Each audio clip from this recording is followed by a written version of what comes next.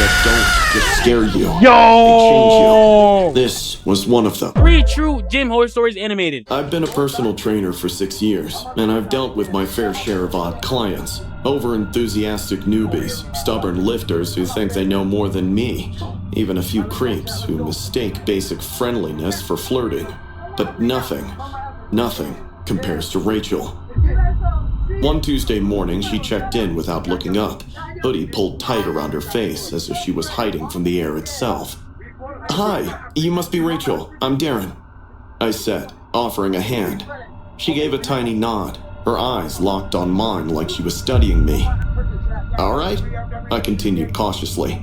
"Let's start with a warm-up."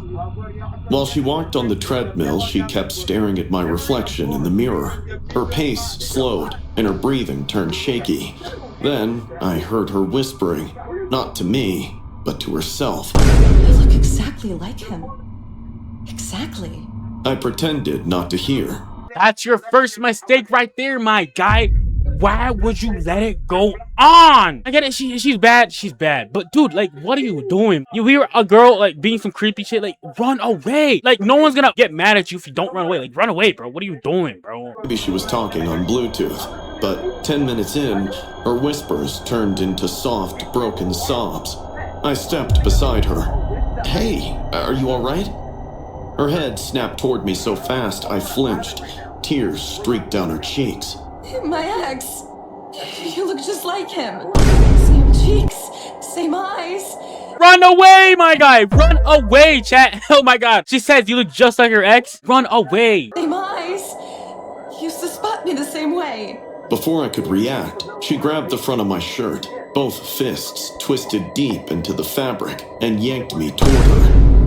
"Please don't leave me. Not again. Please. Please."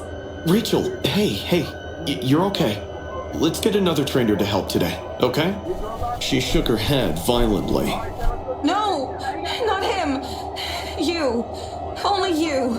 And then her expression shifted from grief to fury, like someone flipped a light switch. She stormed off the treadmill, hood swinging, muttering something I didn't catch.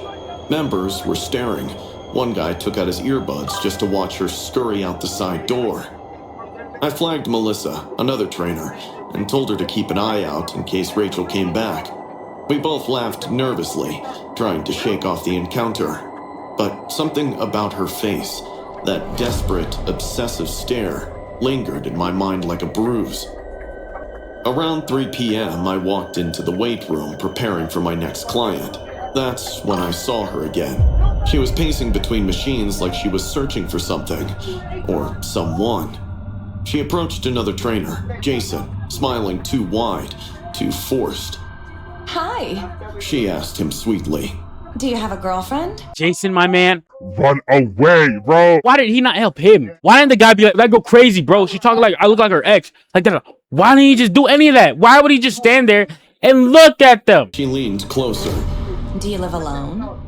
I stepped toward them, my stomach tightening. Jason shot me a confused look. Rachel glanced at me, and her entire face lit up with a terrifying, childlike excitement. "There you are." She whispered. "Rachel?" I said slowly. "I'm with a client soon. You can talk with our manager if..." But she didn't want to hear it. She turned and approached a random member doing shoulder presses. "What's your name?" She asked. "Are you single? Why is he just letting it happen? Like, do something, bro. Like, actually do something. Like, why are you just letting Rachel do whatever she wants? It's freaking Rachel, dude, right? He's not gonna beat you up. You close with your mom?" He recoiled, wiping sweat off his face like she was contagious. At that point, 2 staff members moved toward her. We had already agreed she needed to be escorted out, politely but firmly. I swear she sensed it before we even reached her. She looked around the room, breathing faster, chest heaving under the hoodie. Then, without any warning, she sprinted into the men's locker room. She burst through the door so fast it slammed against the wall. "Darren!" She screamed, her voice ricocheted off the tiles. Adrenaline Why are we just letting this happen, huh? Why are we just letting this happen, guys? Like, and the security isn't even doing anything. punched through me. I rushed after security, pushing into a room full of startled, half-dressed men. Some shouted, some covered themselves with towels. One guy slipped off a bench trying to scramble away. Darren! She screamed again, voice cracking. Where are you? Darren! She was tearing open shower curtains, checking behind lockers, pushing past anyone in her way. I felt sick. She wasn't looking for something. She was looking for me. Security cornered her near the sinks. What? She refused to stop screaming my name until they physically held her arms down. Let me see him! She cried. He looks exactly like him. I need to see him. Her hood fell back. That was the first time I saw her face clearly. It wasn't angry. It wasn't broken. It was empty. Why she look like that? She looks like a purified Swedish fish. My God, yo, no wonder her ex left her, bro. Even inside her own head. Security escorted her to the hallway, where she fought like a trapped animal, clawing, twisting, crying so sharply it echoed. That's when one of our guards reached into her hoodie pocket and pulled out a box cutter. My stomach dropped straight through my shoes. Then he pulled out a second item, a stack of printed photographs. He handed them to me without a word. The first picture made my skin crawl. A man in his late 20s, athletic, square jaw, similar haircut. But the part that made me feel like the room was collapsing, he looked almost exactly like me. If she could find you because you look like him, she's gonna find you regardless, my guy. Like, at that point, bolt out the doors. Like, bolt out the doors. Like, what? Why are you just staring there and taking it? Like, as a man, run away. Not perfectly, but close enough that someone unhinged wouldn't know the difference. On the back of the photo, something was scribbled in shaky handwriting. He left me. He can't leave again. My hands shook. I stared at the photo until my vision went blurry. Police arrived a few minutes later. Rachel didn't fight them. She just went completely limp, like someone had unplugged her. They cuffed her, read her rights, and guided her out the side door. Before they shut the cruiser door, she looked at me through the window. Her lips curled into a smile. Not angry, not sad, just satisfied, like she had found what she came for. Even now, months later, I sleep with my phone under my pillow. I check my car twice before unlocking it. I moved apartments, and some nights I still dream of her voice echoing in the locker room. I've trained thousands of clients, but I will never forget the one who wasn't looking for fitness. She was looking for him, and she thought I was the replacement. I work a regular 9-to-5 job, but the gym during my lunch break is the one place where I feel completely in control. It's usually quiet, just a handful of people lifting, minding their own business. I've always liked it that way. That day, I slipped into the weight room, tied my hair up, set my water bottle down next to the squat rack, and started my warm-up. I wasn't even listening to music, just enjoying the silence. I'd loaded my bar for a second set when I suddenly heard a voice behind me. "Hey, you need a spot?" I turned and saw a guy I'd never seen before. They both look creepy as shigs, bro. Look at her eyes, bro. You see that? Her eyes are really popping out of her skull. Late 30s, maybe, sweating hard like he'd been lifting 30s? And he looks like in the late 50s, bro. for hours. He was standing too close. No, thanks. I'm good. "You sure? You shouldn't be lifting alone." I forced a smile. Really, I'm fine. He didn't walk away. Instead, he circled around me, hands on his hips, eyes raking my form like he was inspecting something he owned. I brushed it off, thinking maybe he was just overly enthusiastic, but then he positioned himself right behind me. "Okay, I know, right? Go ahead." I froze. I said I'm good. He did. Yo, if I heard that, bro, I would be traumatized for life. What do you mean you're good now? Like, I didn't ask for your help. Why? What are you doing, bro? Move. His breath was practically on my neck. "You don't gotta be scared. I know what I'm doing." A chill crawled up my spine. I set the bar down and stepped away. Immediately, his expression twisted into anger, as if I had personally insulted him. "Why did you stop?" I didn't ask you to spot me. He slammed the barbell onto the rack so hard it rattled. "Why are you acting weird? I said I'm helping you." The sudden aggression punched fear straight into my chest. I grabbed my water bottle and walked toward the cable machines, pretending I didn't hear him, but he followed. Every step I took, he took too. Heavier, faster. You wasted my time. You women love doing that. I ignored him and started adjusting the cable height. He barked, "Don't walk away from me!" I jumped.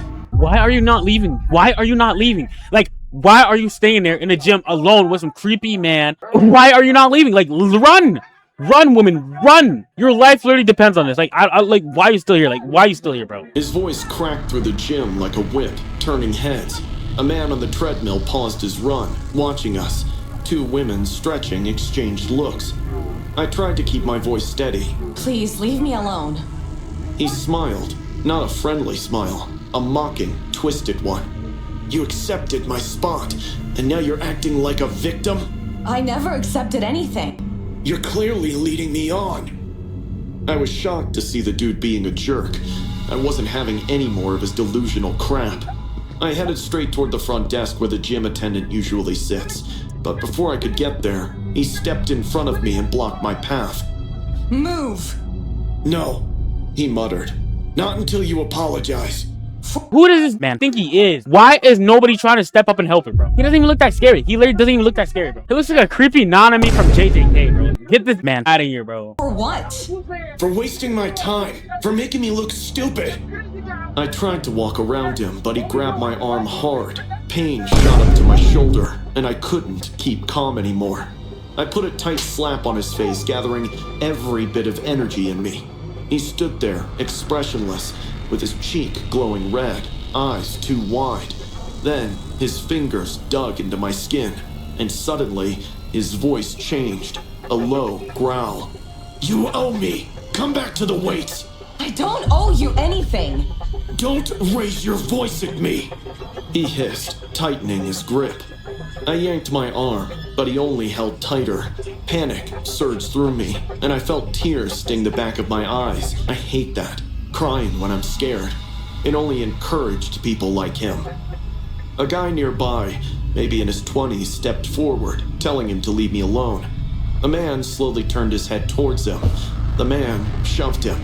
The young guy stumbled backward into a weight rack. I tried to pull away again, but the man started twisting my arm. At point, I could even hear a soft crack of my bones. Yeah, what? Stop! Help! Somebody help! Call! Before I could finish, security burst through the double doors. Two big guards with pissed faces, and I suddenly remembered there are security cameras in the gym. The man didn't move at first. Then he slowly lifted his head, like he'd been bothered in the middle of something. His grip loosened just slightly, enough for me to wrench free and run behind the guards. They grabbed him, pinning his arms. He exploded like a wild animal, spitting, kicking, screaming all at once. She slapped me! She's the one harassing me! The guard shouted, wrestling him toward the ground, but he just kept screaming and thrashing. It took both guards and the kid he shoved earlier to restrain him until he was finally pinned. The front desk attendant called the police immediately, and I stood there shaking, clutching my bruised arm, trying to stop my breath from coming in sickening gasps. Yo, she does not look scared. She looks like she's gonna murder somebody, bro. My God, her eyes are like popping out of her skull, bro. Like, look at that, bro. You can literally shoot right through the eyelid, like that, bro. What? I felt like I had just run a marathon through fear itself. When the police arrived, the man didn't shut up for a second. This is bullshit! I was helping her! That's the thanks I get? The officers handcuffed him and started asking questions. One of them approached me gently. Ma'am, has he bothered you before? No. I said, swallowing hard. I've never seen him until today. The officer's expression darkened. Well, you're not the first woman he's done this to. I blinked.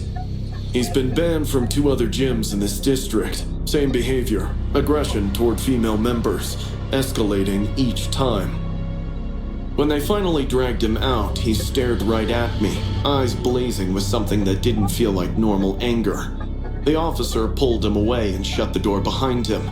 I didn't go back to my desk after that. I didn't even go back to the locker room. I just walked straight to my car and sat inside, with my hand shaking on the steering wheel.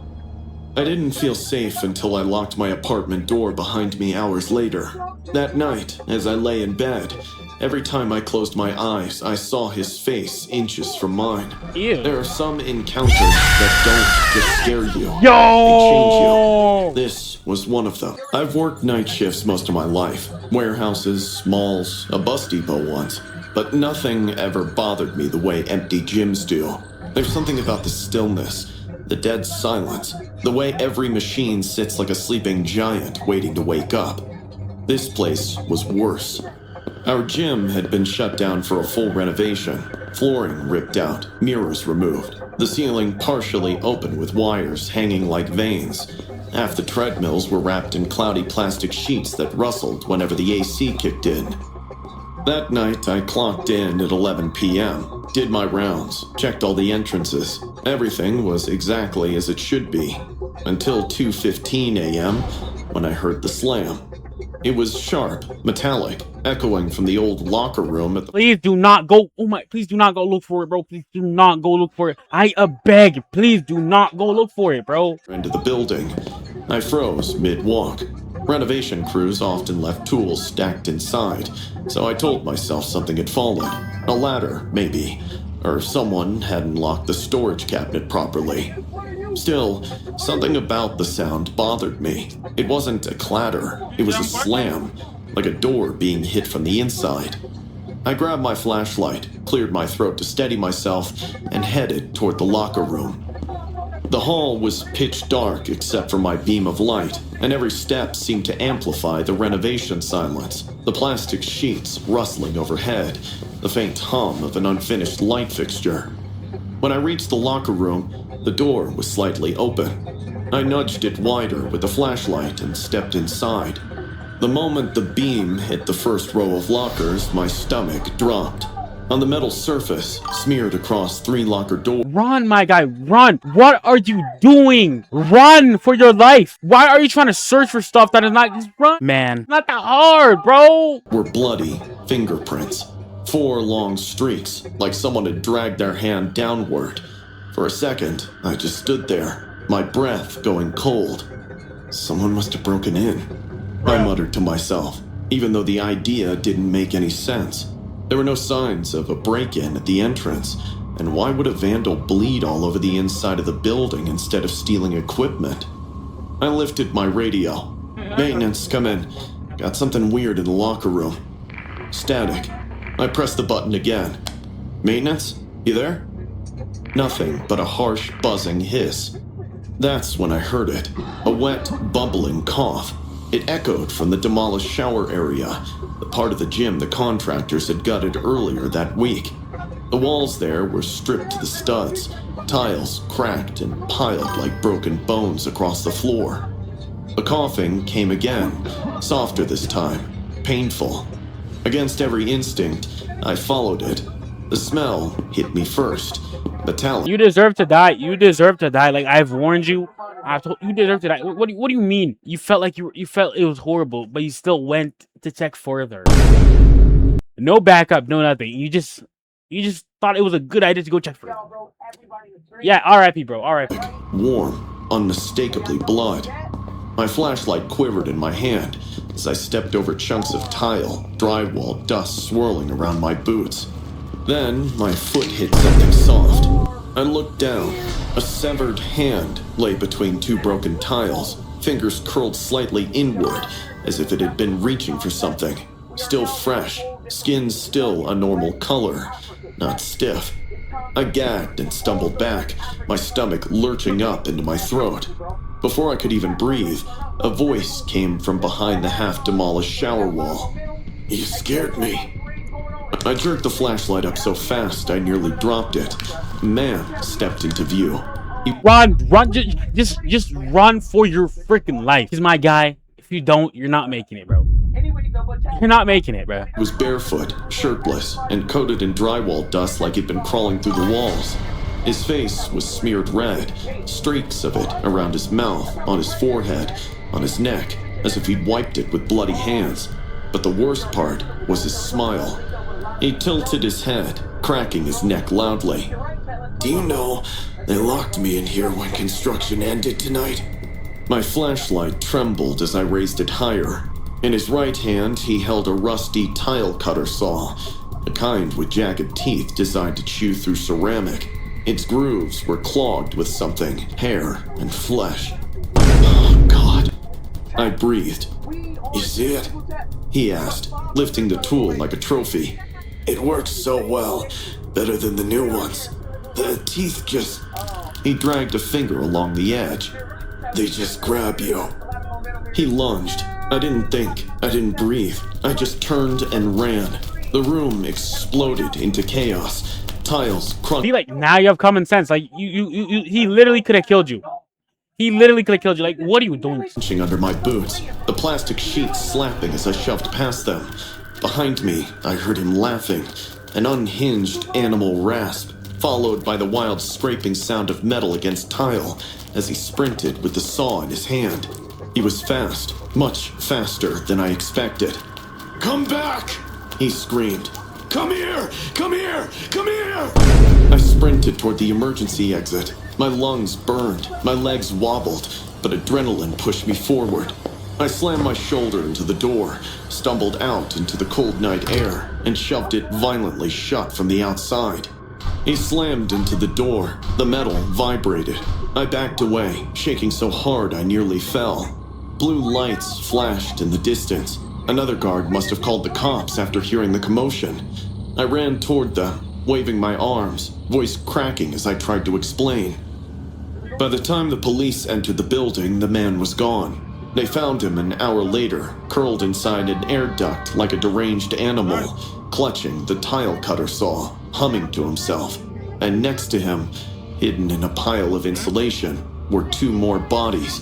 Two people had been missing for over a week. He had been living in the gym, feeding. Oh my waiting, God! Watching. I quit the next morning. Didn't even clean out my locker. Didn't ask for my last paycheck. Loki, I would do the same. Like, I would do the same. I'm not thinking that stupid job, bro. Like, I would do the Just same. walked out and never looked back. People think night shifts are peaceful. But when you're alone in a half-finished building with shadows, vents, and broken spaces, you're never really alone. Some things crawl in the dark. Some things stay behind after the workers leave. And some things are waiting for someone like me to hear a noise and walk right into them. Anyways, chat, that's all for today's video. I hope you like, subscribe, and, you know, join the Jordan Times gang like that. Jordan Times out.